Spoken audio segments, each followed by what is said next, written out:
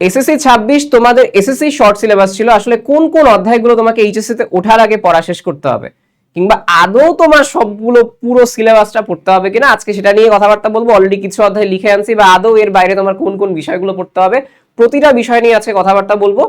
SSC 26 এখন বর্তমানে HSC 28 হয়ে যাবা। তো তোমাদেরকে সবাই যে জিনিসটা বলতেছে যে এইচএসসি তে তুমি উঠে যাবা, তাহলে তুমি তো এসএসসি শর্ট সিলেবাস পড়ে আসছো, তোমার তো এইচএসসির বেসিকই ভালো না, তুমি এইচএসসি কিছুই শেষ করতে পারবা না, এরকম একটা কথা। তো তোমাদের অনেক সময় ইনসিস্ট করা হচ্ছে যে হ্যাঁ তুমি হচ্ছে এসএসসির ফুল সিলেবাসটা পড়ো। বাট এইখানে হচ্ছে আমি একটু তোমাকে একটা ভিন্ন মতামত দেই। মেইন কথাটা হচ্ছে কি, তোমাদের এসএসসি তে আমি যদি তোমাকে বলি, তোমাদের 25 ব্যাচ বাদে তোমাদের এর আগের যে ব্যাচগুলো ঢুকছে, এসএসসি 24, 23, 22, এদের সবার শর্ট সিলেবাস ছিল, ঠিক আছে। বিশেষ করে 24 ব্যাচ যারা যারা বর্তমানে ফুল সিলেবাস দিবে এইচএসসি 26, তারাও কিন্তু শর্টে চলে আসছিল। তো তারাও কিন্তু এক্সাম দিচ্ছে। এখন এই মোমেন্টে তুমি কি আসলে তোমার এসএসসি যে অন্যান্য অধ্যায়গুলো বাকি ছিল সেগুলো সব পড়বা কিনা, নাকি ওর মধ্যে সিলেক্টিভ কিছু পড়বা, আজকে সেটাও কিন্তু আমি লিখে আনছি। ওকে, সো আমি একদম কয়েকটা বেসিক সাবজেক্ট নিয়ে কথাবার্তা বলবো। বাংলা ইংলিশ তো ফুল সিলেবাস আমার কিছু ম্যাটার করতেছে না, বাংলা ইংলিশ আর নতুন করে আসবে, এটা তো বেসিকের কিছু নাই। বাট এই ক্ষেত্রে একটা কথা আছে, যারা কলেজ অ্যাডমিশন দিবা, বিশেষ করে এনডিসি, সেন্ট জোসেফ বা হচ্ছে হলি ক্রস, সেন্ট গ্রেগরি, এই জায়গাগুলো যারা হচ্ছে তোমরা অ্যাডমিশন টেস্ট দিবা, তোমাদেরকে আসলে ফুল সিলেবাসের পার্টগুলো পড়তে হবে। বেশিরভাগই শর্ট থেকে আসবে, বাট কিছু ফুল সিলেবাসের পার্ট থেকে দেয়। তো তোমাকে হচ্ছে ফুল সিলেবাসের কিছু অংশ পড়তে হবে তাদের ক্ষেত্রে। বাট যারা অ্যাডমিশন টেস্ট দিচ্ছ না, এবং তোমরা মোটামুটি জুনের শেষ থেকে বা জুলাইয়ের 1 থেকে তোমরা এইচএসসি প্রিপারেশন স্টার্ট করতে যাচ্ছ, তাদের জন্য আমি কিছু চ্যাপ্টার এখানে অলরেডি সিলেক্ট করে দিছি, এটা নিয়ে একটু কথাবার্তা বলি। এবং আমি এটা রিজনও দিব, কেননা অনেকে হয়তো বলতে পারে ভাই বাকি অধ্যায়গুলো কেন বললেন না, বাকি অধ্যায়ে তো অনেক কনসেপ্ট আছে। সোজা কথা আমি তোমাকে একটু বলি, ইন্টারে যখন তুমি উঠবা, ইন্টারে দেখবা মোটামুটি ভালো যারা হচ্ছে পড়ায়, ঠিক আছে, ভালো, সেটা ফিজিক্স হোক, কেমিস্ট্রি হোক, যখন আমি বায়োলজি পড়াই আমরা পার্সোনালি, তো আমরা তোমাদের বলতে পারবো, যারা পড়ায় তারা কিন্তু আমরা একদম বেসিক থেকে স্টার্ট করি।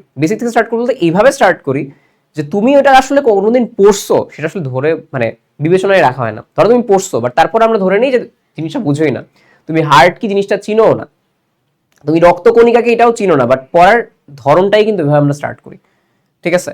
তো এইটাই খুব বেশি আসলে তুমি প্রবলেম ফেস করো তুমি যদি ভালো জায়গায় ভর্তি হও। এবং ডেফিনেটলি অফলাইনে যদি তুমি যাও, অফলাইনে গেলে তখন তোমার অনেক কিছু টান দিয়ে পড়াবে, এটা ট্রু। বাট অনলাইনের কেসে, অনলাইনে মোটামুটি যখন টিচাররা পড়ায়, তাদের সামনে তো স্টুডেন্টরা থাকে না, তো টিচাররা ওইটাই ধরে নেয় যে আমার সামনে যে স্টুডেন্টটা আছে কেউই বুঝে না, তা আমি একদম বেসিক থেকে ভেঙে ভেঙে যাই। সেই জন্য এটা একটা অনলাইনের অ্যাডভান্টেজ, আর অফলাইনে গিয়ে এটা একটু টুকটাক অসুবিধা। অফলাইন তো টিচার সামনাসামনি দেখতে পারে, এই জন্য একটা সুবিধা পাওয়া যায়। যাই হোক, ফিজিক্সের কেসে অনেকগুলো অধ্যায় আছে, বাট আমি একটা অধ্যায় তোমাদের সাজেস্ট করতে পারি যেটা তুমি পড়তে পারো তোমার ফুলের বাইরে, সেটা হচ্ছে চলতরি। এটা কেন বলতেছি, অন্যান্য অধ্যায় তো আছে, আলোর প্রতিসরণ আছে একটা, তাই না, তোমার গতি পড়ছো, বল পড়ছো, মানে তুমি একটা বেসিক অংশ শেষ করে ফেলছো। এরপরে তুমি ইন্টারে উঠে ভেক্টর পড়া প্রথমে, তারপরে আবারও গতিবিদ্যা আছে, আবারও নিউটনের বলবিদ্যা আছে। সো ওইটা না কোয়াইট অফ এসএসসির চাইতে অ্যাডভান্স, বাট ওই কনসেপ্টের উপর তোমার হয়ে গেছে। আলোর প্রতিফলন পড়ছো, যেহেতু তুমি কিছু একটা আলোর আইডিয়া তোমার আছে, বাট আলোর প্রতিসরণ পড়ো নাই। আলোর প্রতিসরণটা হচ্ছে তোমাদের ইন্টারের ফিজিক্সের সেকেন্ড পেপারের অধ্যায় 6, ওইখানে কিছু আছে। বাট ওইখানে যখন টিচাররা পড়ায় তারা একদম বেসিক থেকে স্টার্ট করে, আমি অনলাইন পার্সপেক্টিভে বলতেছি, ঠিক আছে। প্রতিসরণ জিনিসটা কি বা এটা, ইভেন কিছু কিছু অফলাইনে যেই সব টিচাররা মোটামুটি ভালো, তারা তোমাদের অবস্থা বিবেচনায় ওই একটা বেসিক থেকে স্টার্ট করবে, সেটা নিয়ে টেনশন করার কারণ নাই। কিন্তু আমি যদি একটা জায়গা থেকে বলি যেটা তুমি আসলে পড়তে পারো, সেটা হচ্ছে এই অধ্যায়টা শুধুমাত্র চলতরিতটা। কেননা চলতরিতে কিছু কিছু অংশ, যে সার্কিট জিনিসটা কি, একটা সিম্পল সার্কিটে কিভাবে হচ্ছে কারেন্ট যায়, কারেন্ট কিভাবে ভাগ হয়, এইটা না মোটামুটি অনেক জায়গায় বেসিক থেকে স্টার্ট করে। বাট কিছু না কিছু কনসেপ্টটা আমার কাছে মনে হয়েছে যে এটা অলওয়েজ লাগে। তুমি শুধুমাত্র চলতরিতের এই পার্টটা পড়তে পারো ফুল সিলেবাস থেকে, এসএসসি থেকে, তাহলে এইচএসসি তে একটু স্মুথ যাবে। ইম্পর্টেন্ট অধ্যায় কেমিস্ট্রির যেটা অ্যাসিড ক্ষার লবণ, এখন এইটা একটা অ্যাসিড ক্ষারের প্রশমনের বিষয় আছে, কাকে অ্যাসিড বলে কাকে ক্ষার বলে, তুমি এই সংজ্ঞাটা পড়তে পারো। বাট আমি তোমাকে বলি, তুমি এইটা রিয়াকশন পড়ছো, তুমি অ্যাসিড ক্ষার তোমার অলরেডি কনসেপ্ট আছে, তুমি স্টয়কোমেট্রির যে রেশিওটা আছে না পরিমাণগত, তো ওই পরিমাণগত যেটা তোমাদের আছে অধ্যায় 6 মোলের গণনা যেটা, তো ওইখানে তুমি কিন্তু ওই সালফিউরিক অ্যাসিড ক্ষারের বিক্রিয়াগুলো করছো, তো তোমার এখানে একটা কনসেপ্ট আছে। বাট তারপর এই অধ্যায়টা একটু পড়লে অ্যাসিড কি ক্ষার কি চিনতে সুবিধা হয়। তারপরেও ইন্টারে যখন উঠবা এটা বেসিক থেকে স্টার্ট করে, সো এইটা ম্যান্ডেটরি না। আমি দেখো এইটা একটা ম্যান্ডেটরি বলতে পারি। বায়োলজির কেসে আমি যদি তো বলি কিছুই ম্যান্ডেটরি না, ঠিক আছে। কেননা আমরা যখন তোমাদের স্টার্ট করবো, আমরা তোমাদের বলছিলাম তোমাদের হচ্ছে আমরা স্টার্ট করবো জুলাই এর টাইমে বায়োলজি পড়ানো, ঠিক আছে। আমি ডাক্তার রাহাত ভাই, ডাক্তার জাদিদ ভাই যারা আছে, আমি বর্তমানে ঢাকা মেডিকেলে 4th ইয়ারে পড়তেছি। সো আমরা 3জন আছি, পাশাপাশি ঢাকা মেডিকেলে আরো 3জন আছে। সব মিলে 6জন আমরা তোমাদের 24টা অধ্যায় একদম খুব ভালোভাবে পড়াই দিব, ঠিক আছে?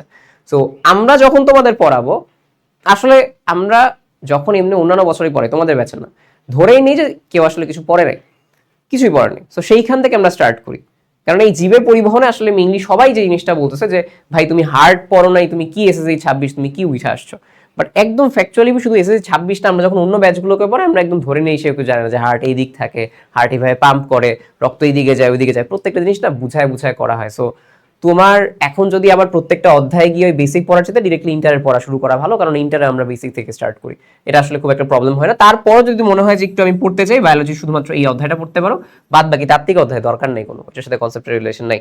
বাট এইখানে আমি হায়ার ম্যাথের ক্ষেত্রে একটা কথা বলতে পারি, হায়ার ম্যাথের কেসে তুমি হচ্ছে ফাংশন আর দ্বিপদী বিস্তৃতি এটা একটু পড়তে পারো। দ্বিপদী বিস্তৃতিও মোটামুটি ভালো জায়গা থেকে শুরু করে, বাট আমার কাছে তারপরে মনে হয় যে দ্বিপদী বিস্তৃতি জিনিসটা কি এসএসসি থেকে একটু পড়লে ভালো। ফাংশন জিনিসটা কাকে বলে এটা একটু বুঝলে ভালো। ফাংশন জিনিসটা তোমাদের হায়ার ম্যাথে ফার্স্ট পেপারের অধ্যায় 8 আছে, তো ওইখানেও মোটামুটি বেসিক থেকে স্টার্ট করায়, সমস্যা নেই। আমি যখন পড়ছিলাম আমাদের তো ছিল ফুল সিলেবাসে, আমরা এসএসসি 20 ব্যাচ ছিলাম, আমাদের ফুল সিলেবাসে ছিল এসএসসি। বাট আমরা যখন অনলাইনে আমাদের একটা ভাইয়ের কাছে স্টার্ট করছিলাম, ভাইয়া ফাংশনটা খুব আস্তে আস্তে বুঝায় বুঝায় পড়াইছিল। তো আমার কাছে মনে হয়েছিল যে ফাংশনটা মেসেজে না পড়লে বুঝতাম, ঠিক আছে? ইন্টারের ফাংশনের কথা বলছি, বাট একটু পড়ে রাখবো, কারণ ফাংশনের পর পরে তোমাদের হচ্ছে 2টা অধ্যায় আছে, ডিফারেন্সিয়েশন ইন্টিগ্রেশন, নাম আই গেস শুনছো, নাম তো শোনাই হোগা, একটা আছে না যে স্পেশাল ম্যাথ ডিফারেন্সিয়েশন ইন্টিগ্রেশন, মানে ইন্টারের আর কি ম্যাথের রাজা। সো এটা দ্বিপদী বিস্তৃতি একটু দেখতে পারো, ঠিক আছে? এইটা আর সম্ভাবনাও তোমাদের মোটামুটি একটা আছে, আরেকটা সম্ভাবনাও তোমাদের টুকটাক হচ্ছে পড়া হয়েছে। সো এটা আসলে খুব একটা সমস্যা আই গেস ফিল করবা না। বাট তোমাদের এটা তো ফুল মানে তোমাদের পড়াই ছিল দ্বিপদী বিস্তৃতির পার্টটা, সো এটা তো তোমাদের ছিলই। বাট তারপরেও অনেকে, আমি যেটা বললাম, অনেকে বলবো যে ভাই দ্বিপদী বিস্তৃত ছিল, বাট আমি তারপরে বললাম অনেকে দ্বিপদী বিস্তৃতি স্কিপ দিছো, তারা একটু দ্বিপদী বিস্তৃতিটা দেখতে পারো, ঠিক আছে? আমি কিন্তু আবার বলতেছি, কেউ আবার লিখা বলো না ভাই দ্বিপদী বিস্তৃতি কিন্তু ছিল না মানে আপনাদের ইয়াতে, বাট আমি বললাম যে অনেকে যারা স্কিপ দিছো তারা হচ্ছে এটা পড়বা, ঠিক আছে? বাট ফাংশনটা যেটা বললাম ফাংশনটা পড়তে পারো। সো ওভারঅল আমি যদি তোমাকে বলি 1 2 3 4 এই 4টা অধ্যায় 4টা থেকে পড়তে পারো, বাট একটা আমি সবচেয়ে বেশি প্রায়োরিটাইজ করি চলতরি, বাদ বাকি এগুলো পড়লেও যা না পড়লেও তা কোনো সমস্যা নেই, এত ভয় পাওয়ার কিছু নেই, বুঝছো? এত ভয় পাওয়ার কিছু নেই। হিসাবে আমরা বিগত বছরগুলোতে আসলে শর্টেরই এসএসসি পড়ে আসতেছি, তো তো এই জন্য হচ্ছে আমাদের কাছে এই জিনিসটা এখন মানে ওইরকম আনকমন লাগে না যে কেউ এসে বলবে যে তুমি এটা জানো, সো এই হিসেবে পড়াচ্ছি। হয়তোবা তোমাদের পরের ব্যাচ থেকে যখন আমরা পড়াবো তখন আরেকটু আমরা জানবো যে হ্যাঁ কেউ কিছু হয়তোবা সবকিছু পড়ে আসে সেই ক্ষেত্রে।